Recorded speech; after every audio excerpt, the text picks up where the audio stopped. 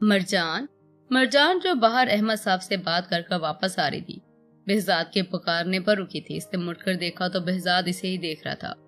मुझे कुछ बात करनी है तुमसे, behzad की संजीदगी से कहने पर मरजान ने नफी में सर हिलाया था। दिमाग खराब हो गया, मरजान यहाँ नहीं है। खुद से कहती हुए जाने के लिए मोड़ी तो behzad इसके आगे आ गया था। कहाँ जा रही हो, कुछ बात करनी है मुझे। behzad तो इसके बिहेवियर पर ही हैरान रह गया था। मरजान ने आजिज़गी से उंगली इसकी जानिब बढ़ाई। behzad ना समझी से देख रहा था। मरजान की उंगली जैसे इसके सीने से टच हुई तो मरजान खुशी से उछली। आप तो सच में है, वो खुशी से बोलती यकदम चुप हुई थी। ये सच में है मतलब मुस्की, झूठी लड़की। मरजान मुस्कान को कोसती हुई बोली तो behzad ने इसके आगे चुटकी बजाई। बात सुनोगी मेरी या यूं ही बड़बड़ाती रहोगी। behzad के संजीदगी से पूछने पर मरजान सीधी हुई थी। मुझसे क्यों भाग रही हो? भागने देते कहाँ हो, बार बार तो सामने आ जाते हैं। behzad के सवाल पर वो मुंह ही मुंह में बोली थी। वॉल्यूम थोड़ा ऊंचा हो सकता है, मेरे समाज थोड़े कमजोर है। behzad ने तंज किया तो मरजान ने मुंह बनाया था। मुझे लगा इस दिन मेरे रोने का आप मजाक बनाएंगे, इसीलिए बस मैं। मरजान बात बनाती बोली तो behzad ने इसके चेहरे को देखा। मैं क्यों मजाक बनाऊंगा, बल्कि इस दिन अगर वो सब ना होता तो शायद मुझे फैसला करने में मजीद देर हो जाती, लेकिन अब नहीं। मरजान ने ना समझी से behzad को देखा था। कैसा फैसला? मरजान ने पूछा तो वो मुस्कुराया। मेरे घर को एक शरारती बहू की जरूरत है जो बेटी बनकर इसकी घर की खुशी में इजाफा कर दे, और मुझे भी। behzad चुप हुआ तो मरजान ने इसकी बात को अधूरा छोड़ने पर बेचैन हुई। आपको क्या? मरजान ने पूछा तो behzad 2 कदम आगे बढ़ा था। मुझे भी एक पागल सी लड़की चाहिए अपनी जिंदगी में जो मेरे अंदर के हिटलर को बर्दाश्त कर सके।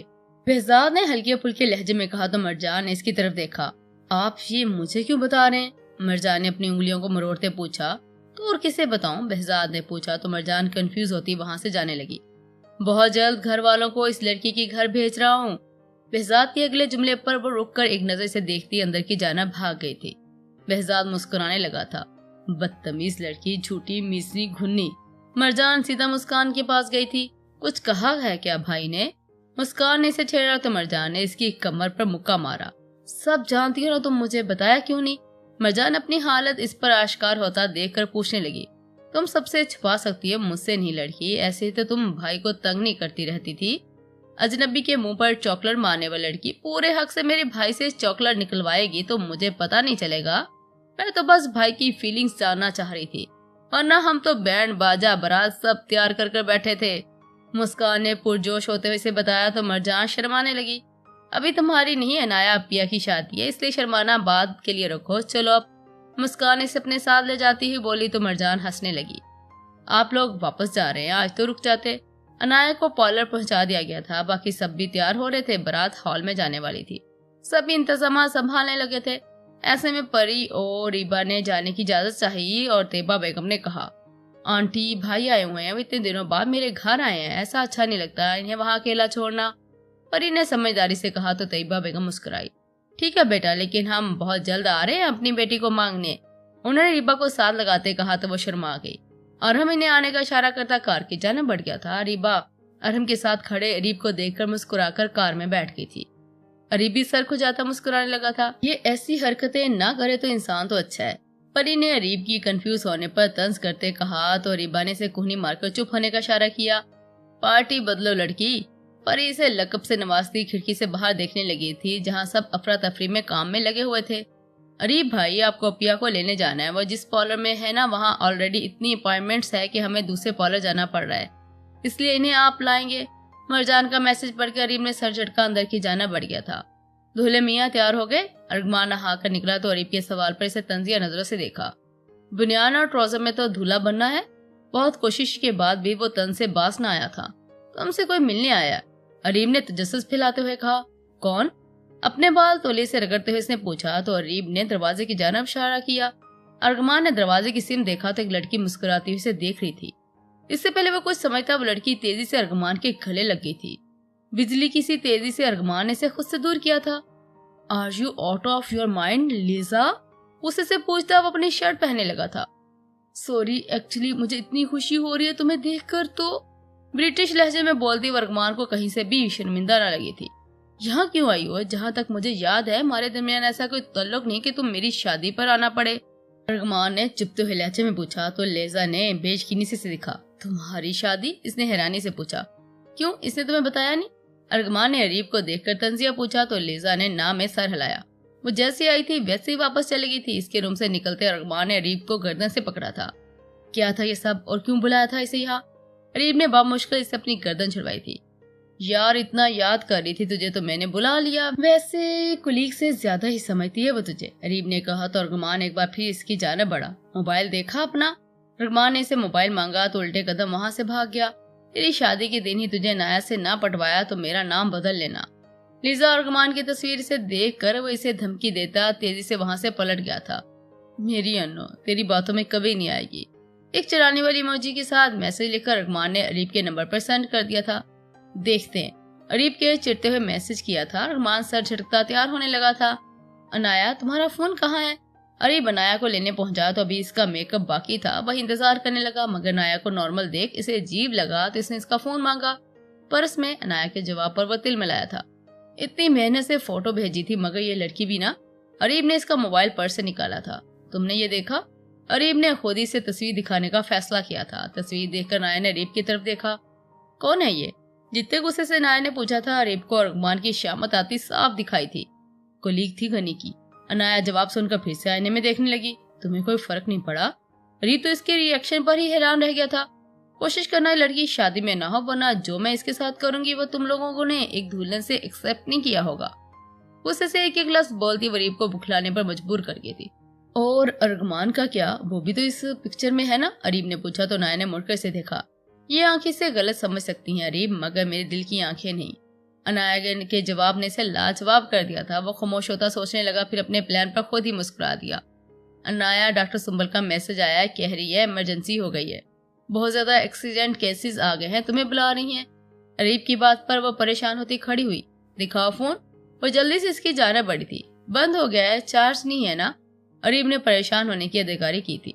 अब क्या करोगी? अरीब ने पूछा तो अनाया ने परेशानी से माथा मसला। मुझे जाना होगा, मेरा फर्ज पहले है। अनाया फैसला करती बोली तो अरीब मुस्कुराया। मैं ले चलूं तुम्हें? इसने ऑफर किया तो अनाया ने नफी में सर हिलाया। तुम जाओ और सबको बता देना, मैं सब नॉर्मल होने के बाद आऊंगी। अनाया कहकर ड्रेसिंग रूम की जाना बढ़ गई थी। अरीब मुस्कुराता हुआ बाहर आ गया था। कार में बैठकर इसने अरगमान के नंबर पर मैसेज भेज दिया था। अब देखना गनी साहब, मेरा मैसेज और अनाया का ये कुछ देर का लेट होना कैसे तुम्हें तड़ पाएगा। अरीब ने हंसते हुए कहा। बिना सोचे ही इसका मजाक अरगमान और अनाया की जिंदगी को बदल कर रख देगा। तुम यहाँ क्या कर रही हो? अनाया को हॉस्पिटल में देखकर सुंबल हैरान हुई थी। आप ही ने तो मैसेज किया था कि इमरजेंसी है, एक्सीडेंट केसेस बहुत ज्यादा आए हैं, इसलिए मैं आई हूँ।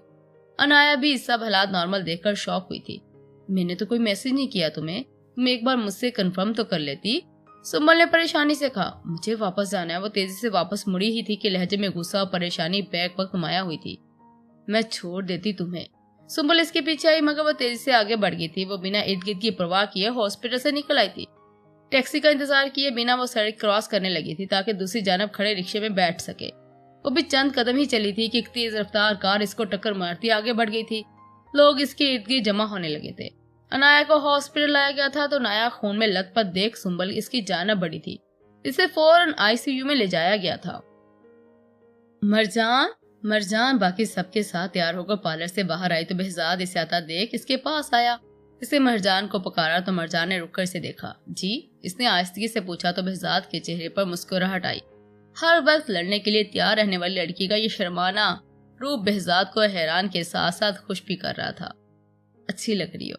behzad तो इसे देख कर ही भूल गया था कि वो इसे कहने वाला क्या था, जबकि अपनी तारीफ सुनकर मरजान नीचे चेहरा किए मुस्कुराई थी। यहाँ खड़े होकर किससे शर्मा रही हो? मुस्कान के सवाल पर मरजान ने सर उठाकर इर्द गिर्द देखा तो behzad कहीं दिखाई ना दिया।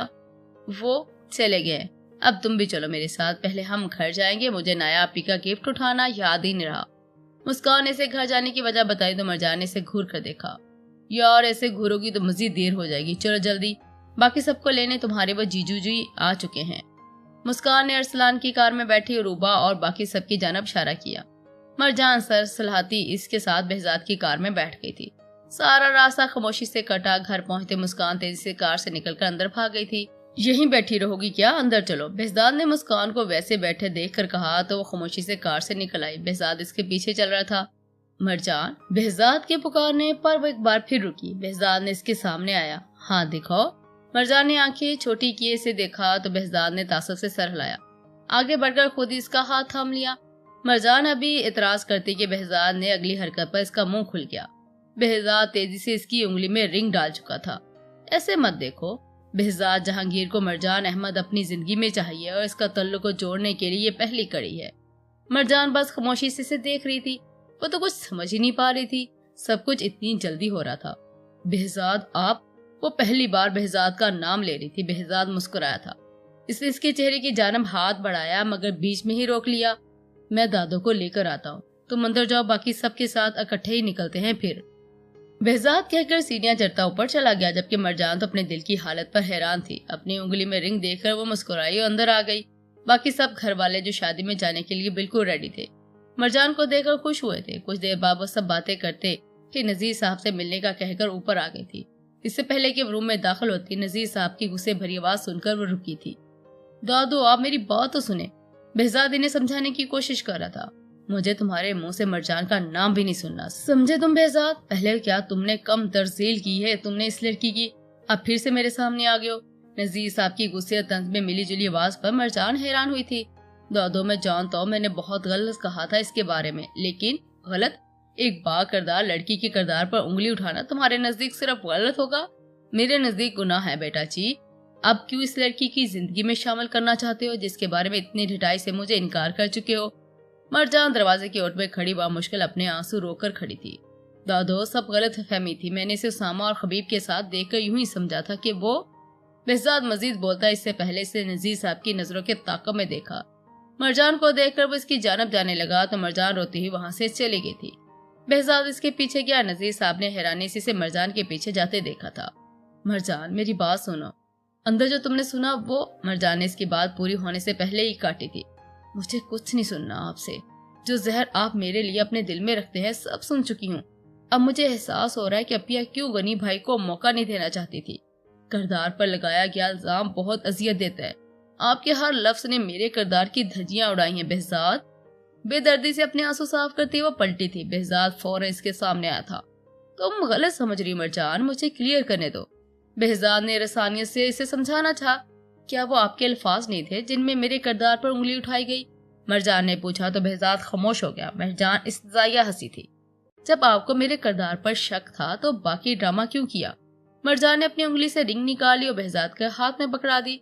मुझे नहीं रखना आपसे कोई भी ताल्लुक। आपके अल्फाज ने मेरी तज़लील की है behज़ाद। मैं जा रही हूँ, इस बार आप भी मुझे रोक नहीं सकते। अपनी बात कहकर वो आंसू साफ करती सीढ़ियां उतरती चली गई। behज़ाद अपने हाथ में रखी अंगूठी को देख रहा था जो उसने कुछ देर कबल ही इसे पहनाई थी। फिर सर ना हिलाते इसने अपनी मुट्ठी बंद की थी। ये कभी नहीं होगा मरजान। behज़ाद तुम्हारी जानब कदम बढ़ा चुका है, अब वापसी नामुमकिन है। behज़ाद ने गुस्से से अपनी मुट्ठी दीवार पर मारी थी और अपने कमरे में चला गया था। शादी में जाने से मना कर रूम में बंद हो गया था। बाकी सबको हालात कशीदा होते दिखाई दे रहे थे। मरजान खुद को कंपोज करती हमादाबाद की कार में बैठ गई थी। नजीर साहब ने जहांगीर साहब को पूरी बात बताई तो उन्होंने वापस आकर behज़ाद से बात करने का फैसला किया था। हाल पहुंचने तक मरजान काफी हद तक खुद को संभाल चुकी थी। चेहरे पर पहली सी मुस्कुराहट सजाए वो ब्राइडल रूम की जाना बढ़ गई थी। मेरी अपिया की शादी है, मुझे खुश रहना है। खुद को एक बार फिर याद दिलाती वो रूम में दाखिल हो गई, मगर नाया को ना देखकर सबसे पूछा तो उन्होंने ला इल्मी का इजहार किया। गनी अरीब हाल में पहुंचा तो बारात आ चुकी थी। वो खुद को कोसता आगे बढ़ा था क्योंकि वो अपने दोस्त की बारात में शामिल नहीं हो पाया था। इसने स्टेज पर देखा तो अरगमान वहां नहीं था। ये कहाँ गया? खुद ही तो नहीं चला गया नाया के पीछे? अरीब ने खुद से अंदाजा लगाया था। उष्ना गनी कहा है? उष्ना को ब्राइडल रूम की जानब देखकर अरीब ने उसे रोककर पूछा। भाई मोम के साथ बाहर है। उष्ना इसे बताकर आगे बढ़ गई थी। अरीब उल्टे कदम बाहर लॉन की जानब बढ़ गया था। तभी से सादिया बेगम आती दिखाई दी जो बहुत गुस्से में लग रही थी। अरीब ने हैरानी से नहीं देखा। वो तेज तेज कदम उठाता बाहर आया। बाहर अरगमान सर झुकाए बैठा था। गनी तू यहाँ क्यों बैठा है? वो फुप्पो इतने गुस्से में क्यों है? अरीब के सवाल पर गनी ने कोई जवाब ना दिया तो वो परेशान हुआ। गनी मेरी बात सुन, मैं मजाक कर रहा था, अभी जाकर अनाया को ले आता हूँ। अरीब को अपने मजाक से सब बिगड़ता नजर आया तो इसने फौरन कहा, मगर गनी तब भी खामोश था। गनी तू बोल क्यों नहीं रहा यार? मैं कह रहा हूँ ना सब मेरी गलती है। अरीब ने परेशान होते कहा तो अरगमान ने इससे अपना सर उठाया। अरीब भाई आप अकेले क्यों आए हैं? अपिया कहाँ है? अरीब को अरगमान के पास खड़ा देख मरजान ने इसके पास जाकर पूछा। अरीब ने एक नजर गनी को देखा फिर मरजान को बताने लगा। वो अनाया अरीब के कुछ बताने से पहले मरजान का फोन रिंग हुआ था। हेलो। मरजान ने फोन पिक किया, जबकि दूसरी जानब मिलने वाली खबर ने इसकी सारी खुशी खत्म कर दी थी। अपिया। इसके हाथ से फोन जमीन पर गिरा था। वो लड़खड़ाई तो अरगमान और अरीब ने बैक वक्त इसे संभाला था। सुंबल आपी, अपिया का एक्सीडेंट, ICU। अटक अटक कर बोलती वो रोने लगी थी। अरगमान इन सबको वहीं छोड़कर बाहर भागा था। अरीब ने इसे बहुत आवाजें लगाई मगर वो रुका नहीं था। सब लोग हॉस्पिटल पहुंच चुके थे। अरीब अरगमान के पास आया जो सर झुकाए ICU से बाहर खड़ा था। गनी। अरीब के पुकारने पर अरगमान ने जिन नजरों से इसे देखा वो मजीद बोल ही ना पाया। मरजान अहमद साहब के गले लगी रो रही थी। बेहजाद को मुस्कान अनाया के एक्सीडेंट की खबर दे चुकी थी। वो भी वहां पहुंच चुके थे मगर एक जानब खड़ा मरजान को देख रहा था। सुंबल ने ऑपरेशन कामयाब होने की खबर दी तो सबको जैसे सुकून आया था। अनाया के सर पर चोट आई थी और इसकी एक अदद टांग भी मुतासर हुई थी। फिलहाल वो बेहोश थी, किसी को मिलने की इजाजत नहीं थी। अहमद साहब ने सबको वापस भेज दिया था। बेहजाद चाहकर भी मरजान को तसल्ली न दे सका था। मरजान ने गलत निगाह इस पर डालना गवारा न की थी। अरीब के साथ वापस आ गए थे। अरगमान और अहमद साहब वहां रुके थे। उन्होंने अरगमान के कंधे पर हाथ रखा तो अरगमान इनके गले लग गया था। अहमद साहब को अपनी बेटी के नसीब पर फख्र हुआ था। अरगमान, तुम अनाया को देखना चाहो तो देख सकते हो। अहमद साहब ने इसे जाने का इशारा किया तो सुंबल के साथ अनाया के रूम में आया था। सुंबल इसे वहां छोड़कर बाहर निकल आई थी। अरगमान आहिस्ती से चलता अनाया के पास आया। वो स्टूल बेड के पास रखता अनाया के पास बैठ गया था। इसकी नजर अनाया के हाथ पर पड़ी थी। मेहंदी से सजे हाथ देखकर इसके दिल को कुछ हुआ था। इसने अनाया का हाथ अपने हाथ में लिया था। मोहब्बत से इसके हाथ को अपने हाथों में लेकर वो देखने लगा था। मेहंदी के दरमियान अपना नाम लिखा देख इसने अनाया की हथेली को अपने लबों से लगाया था। तुमने मुझे धोखा दिया अरगमान सफीर हसन। तुम्हारी मोहब्बत झूठी थी, तुम्हारा वादा झूठा था। मैं नहीं करना चाहती तुमसे शादी। बहुत दूर जाना चाहती हूँ तुमसे अरगमान। तुम्हारे धोखे ने सब खत्म कर दिया। मैसेज में लिखे अल्फाज याद आते इसने अनाया का हाथ छोड़ा था। क्यों अन्नो, क्यों भरोसा नहीं किया? एक पल में मेरी मोहब्बत को झूठा कह दिया। मुझसे दूर जाने के लिए अपनी जिंदगी को खत्म करने चली थी। अरगमान के आंखों से आंसू निकलकर नाया के हाथ की पुष्ट पर गिरा था। तुम ठीक हो जो नाया। अरगमान सफीर हसन तुमसे वादा करता है कि वो तुम्हारे रास्ते से हट जाएगा।